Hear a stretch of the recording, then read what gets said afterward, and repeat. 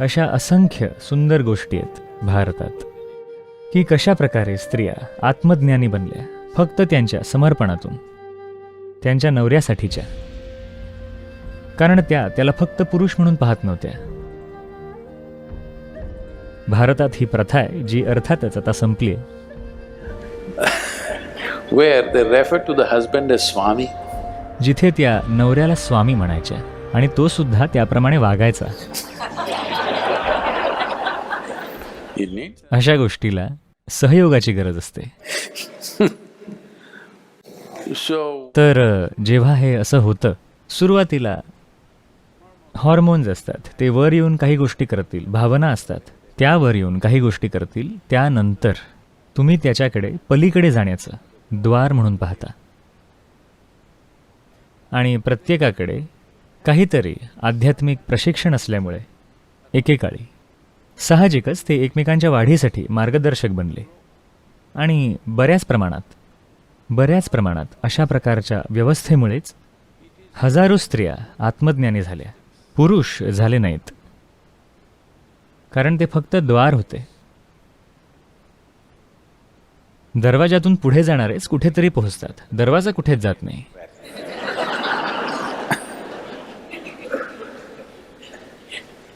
the doorway. दरवाजा तिथेच असतो, लोक येतात आणि जातात, नाही का? अशी कितीतरी सुंदर उदाहरणं आहेत भारतामध्ये की स्त्रिया आत्मज्ञानी कशा झाल्या केवळ भावना एका दिशेत स्थिर ठेवल्याने.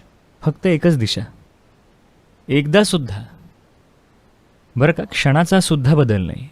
पहा, ज्या प्रकारच्या शिक्षण पद्धतीतून तुम्ही गेला आहात त्यामुळे तुम्हाला वाटतं तुम्ही कशावर तरी मन केंद्रित करू शकता, पण तुम्हाला जमत नाही, नाही का? Hello.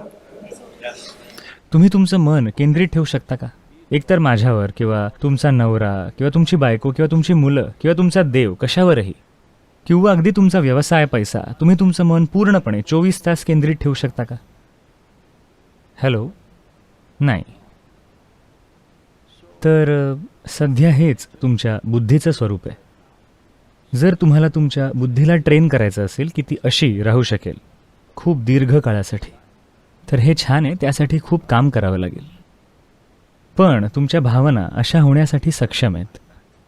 तुमच्या आयुष्यात अशा वेळा येऊन गेल्या आहेत जेव्हा तुम्ही एखाद्याशी भावनिकरित्या तीव्रपणे जोडलेले असता. 24 तास फक्त तेच, असं आहे की नाही? असं घडलंय की नाही?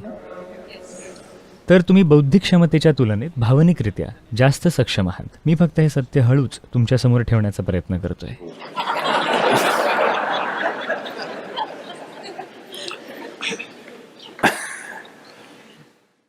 हॅलो, हे ठीक आहे? स्त्रिया ठीक आहे म्हणतील, त्यांच्यासाठी हे सोपं आहे. पुरुषांना अवघड जात आहे काय? तुम्ही पुरुष असो वा स्त्री, हे तुमच्यासाठी खरं आहे. जरा ह्याकडे नीट बघा. Maybe your love is not focused, but your anger at least is focused. That is an emotion. कदाचित तुमचं प्रेम केंद्रित नसेल, पण तुमचा राग अगदी केंद्रित असतो. ती सुद्धा भावना आहे. जर तुम्ही त्याच्या तापमानाकडे पाहिलं किंवा त्याच्या प्रखरतेकडे, तुमच्या आयुष्यात किती क्षणांसाठी तुम्ही अशा प्रकारचा विचार अनुभवलाय जो इतका प्रचंड प्रखर आहे, पण तुम्ही तशा भावना अनुभवल्या आहेत, नाही का? हॅलो? तुमच्या भावनांची तीव्रता वाढवणं सोपं आहे तुमच्या बौद्धिक विचाराची तीव्रता वाढवण्याऐवजी, कारण त्यावर खूप काम करावं लागतं. बौद्धिक विचाराची तीव्रता टिकवून ठेवण्यासाठी प्रचंड काम करावं लागतं.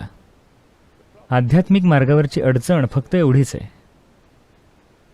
तुम्ही ह्या दिशेला केंद्रित आहात.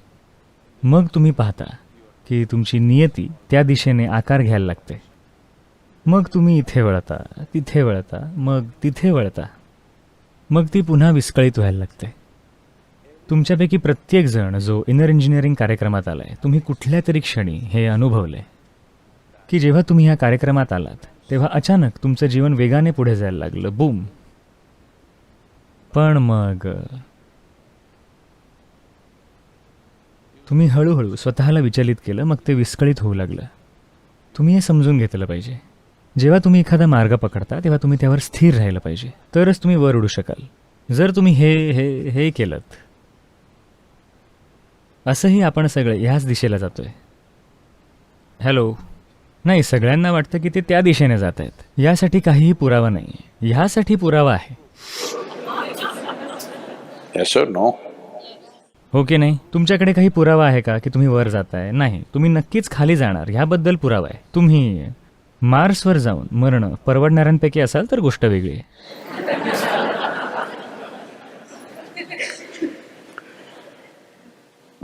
नाही, धरतीला तुमची गरज आहे.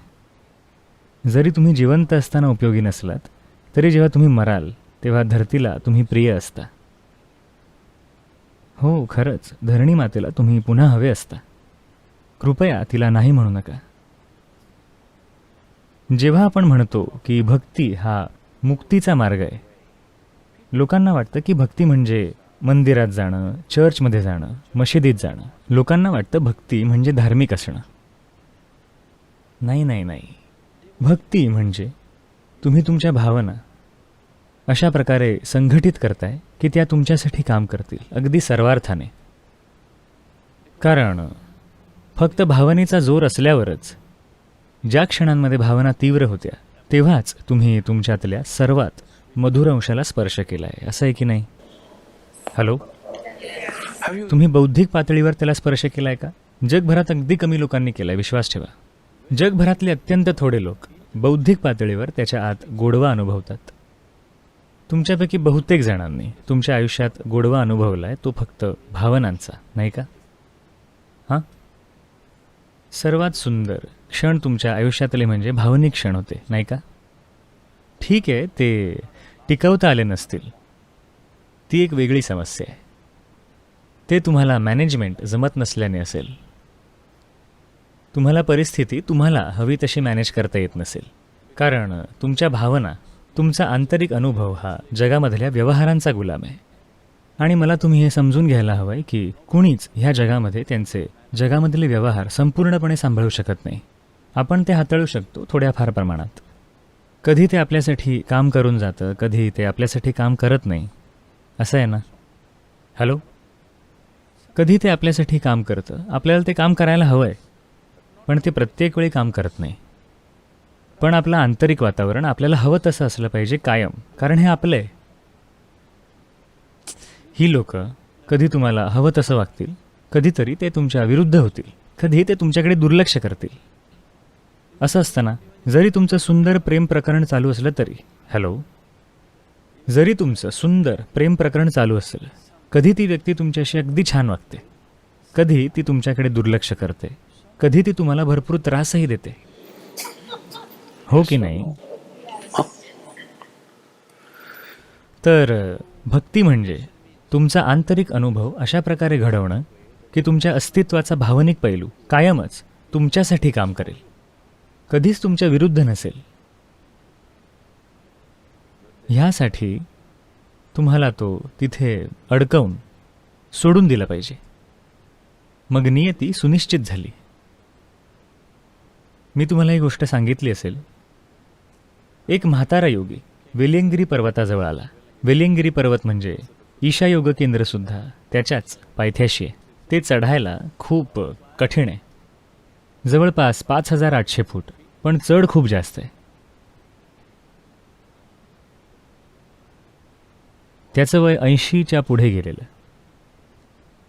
हळूहळू चढत त्याला वर जायचं होतं, कारण तिथे वर एक पवित्र स्थान आहे. तिथले दुकानदार जे तिथे बसलेले होते ते मूर्ख कधीच वर गेलेले नाही. ते पायथ्याशी बसून फक्त बिझनेस करतात. तर ते आपलं ते विकत होते, खाण्याच्या गोष्टी, बिडी, बरं का, तंबाखू आणि अशा गोष्टी. तिथे बिडी ओढत बसलेला एक या योग्याकडे बघून म्हणाला, ए म्हाताऱ्या, तुम्हाला माहिती आहे का हा डोंगर किती उंच आहे? आम्ही सुद्धा तिथे गेलो नाही. तुला वाटतं ह्या वयात तू वरपर्यंत जाऊ शकशील? त्या योग्याने त्यांच्याकडे पाहिलं आणि म्हणाला, किंचित हसला आणि म्हणाला, हे पहा, मी आधीच माझं हृदय तिथे वर ठेवून दिलंय. बाकीचं शरीर असंही मागे मागे जाईल, तुम्ही माझी चिंता करू नका. माझं हृदय आधीच वर जाऊन पोहोचलं आहे, मी आपोआप जाईनच. जिथे तुमचं हृदय असतं तिथे आपोआप तुम्ही जाणारच, नाही का? तर ह्यालाच म्हणतात तुमच्या भावनांचा उपयोग करणं, तुमचा आंतरिक अनुभव निश्चित करण्यासाठी, की तुम्ही तुमचं हृदय एका जागी अडकवून ठेवा, त्यामध्ये काहीच बदल करायचा नाही, ते आधीच तिथे पोचलेलं आहे. तुम्ही इथे बघा, तिथे बघा, काहीही करा, हे तुम्हाला सतत त्याच दिशेत ओढत राहतं.